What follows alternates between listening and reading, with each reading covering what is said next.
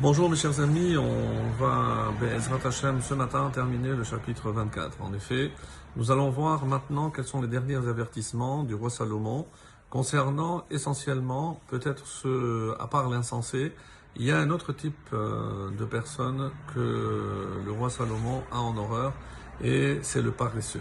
Effectivement, le Hatzlan. On va voir la mise en garde justement à la fin de ce chapitre et en espérant, Be'ezrat Hashem, qu'avec la situation ici en Israël et la préoccupation, même en dehors d'Israël, qu'Hachem protège le peuple juif là où il se trouve et qu'il nous envoie très très vite la Géoula, Amen Keni Ratzon. Alors par le mérite de l'étude de ce matin, donc on va prier et espérer que Hachem non seulement va protéger tous les habitants d'Israël, mais tous les juifs là où ils seront et évidemment tous les soldats qui sont là pour nous défendre, Baruch Hashem.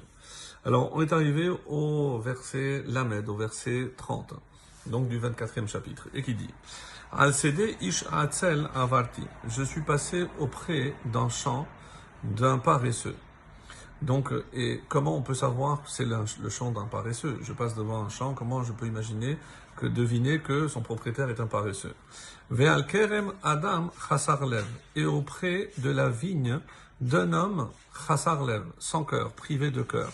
Donc c'est étonnant. Quels seraient les signes à ce moment-là qui me permettent de savoir les qualités ou plutôt les défauts ici du propriétaire de ce champ? Et c'est bien évidemment la suite qui va nous le dire. En tout cas, comme je l'ai dit dans l'introduction, les versets qui suivent sont comme un avertissement du roi Salomon justement contre le paresseux et il condamne d'ailleurs de manière très ferme une telle attitude.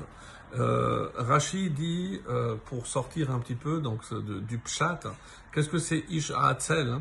C'est celui qui ne révise pas ce qu'il a étudié. Dans ces mots, Ish Hatzel chez Enochoser al Girsat Talmudo.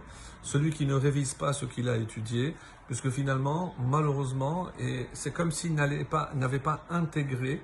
Et comment je peux savoir qu'il n'a pas intégré? Parce que je ne vois pas de changement dans son comportement. Comme on l'a toujours dit, quelqu'un qui étudie véritablement, profondément la Torah, donc ça doit le marquer et ça doit aussi se voir dans son comportement. Le verset 31, Lamed Aleph, Vehine ala chulo kimmesonim. Donc un mot assez rare, et ça c'est la réponse à la question comment il peut deviner que ce champ appartient à un paresseux. Il dit, et voici que les orties poussaient partout. Kasu fanav charulim. Des chardons en couvraient toute la surface.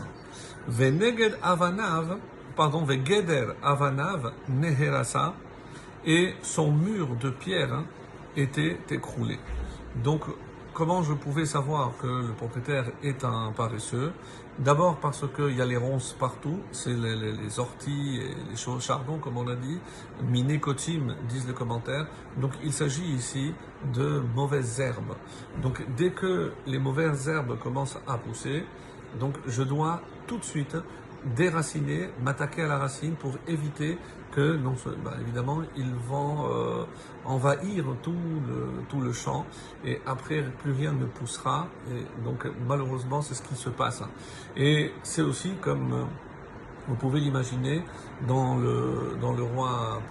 les enseignements du roi Salomon sur l'éducation. Donc lorsque je vois une mauvaise herbe, dès qu'elle commence à apparaître, je dois être extrêmement ferme et ne pas user de paresse pour reprendre un enfant qui parle mal, qui agit mal.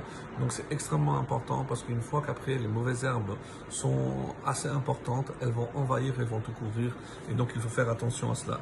Donc le Metzudoth David dit, le mur s'écroule à cause de sa paresse et il n'a pas pris la peine de déraciner donc les mauvaises herbes. Lamed Bet 32 va echeze anochi ashit libi. J'ai vu, moi, ayez appliqué mon cœur. Donc j'ai réfléchi. Ra'iti lakarti moussar. J'ai regardé et en ai retiré moussar, de l'instruction ou une leçon. Donc quand j'ai vu le résultat, je me suis dit, jamais je ne ferai comme lui. J'éviterai à tout prix de laisser les ronces, je ne serai pas un paresseux et je vais m'appliquer à ce que je dois faire. Lamed Gimel, et quels sont les bons conseils, donc les bonnes décisions pour éviter cela? Me'at Shenot, un peu de sommeil. Me'at tenumot, un peu de somnolence, ne pas passer sa journée à se reposer et à dormir.